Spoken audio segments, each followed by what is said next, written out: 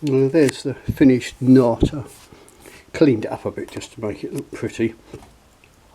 Someone asked a question on the previous video, what would they have done in medieval times? Of course the short answer is I don't know, but the lacquer epoxy wasn't a problem because hide glue made out of sinew, hoof, horn and the like, is just as good. It does have the advantage that it can be softened and taken to bits again with, you know, moisture and heat. And it's very well suited to woodworking things generally.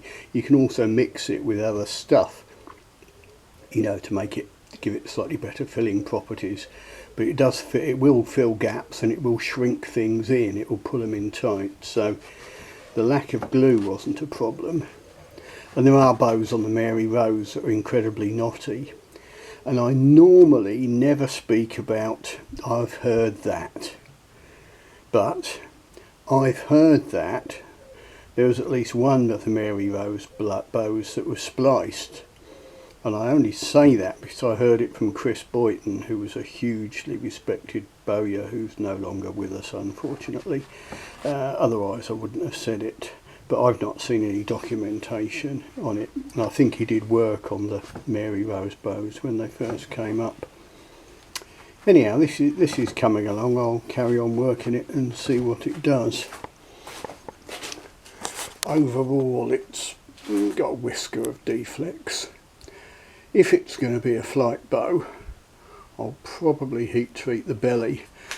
But the aim of the game is, because I want it narrow, and you can see it swells out where that knot was, I'm going to leave it very wide at the tips initially, well, comparatively wide, so it'll effectively be parallel all the way up.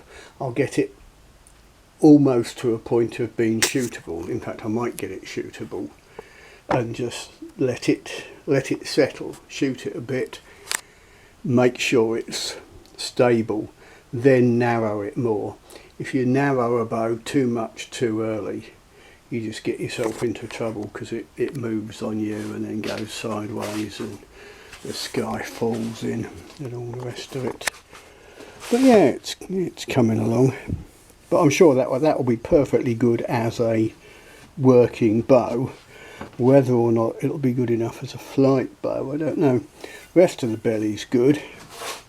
A couple of tiny little pins that are neither here nor there. And the back is pretty good and clean. But the thing with flight bows is you can't oh, I'm going to build the bestest flight bow ever. Well, no, you're going to build a bow that you hope will be the bestest flight bow ever. It might be an old dog, you just don't know. It keeps us occupied though. I like to do everything as live as possible, so this is literally the first time it's been on the tiller. Just cutting some temporary knocks. I've narrowed it a whisker at the ends, still fairly parallel. Let's just have a look, see how it flexes, see if one limb looks like it should be the upper and the lower. Something I've noticed is you've got this little hint of natural reflex there. You've got a deflex dip there. But you've got this sort of slow deflex here, which if I heat treat the bow, I may try to lift out. At a casual glance, it looks a lot thicker here than that side, but we'll see. Not even sure what sort of draw weight I'm looking for. And we'll note this string, it's a long string, but it's only hanging down about 5 or 6 inches. It's not stupidly long.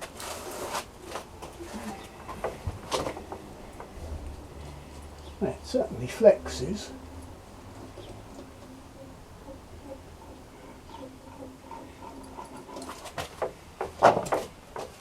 Well, that was over £100. That's quite nice for a first look. I didn't see what the draw length was, and there is a surprisingly good correlation between draw weight and length on a long string to a short string. If you don't believe me, try it yourself. Get a bow with a normal string on it, look at draw weight and length, then put a slight, you know, just a slack string on it and have a look. Anyhow, I'll review that and have a look.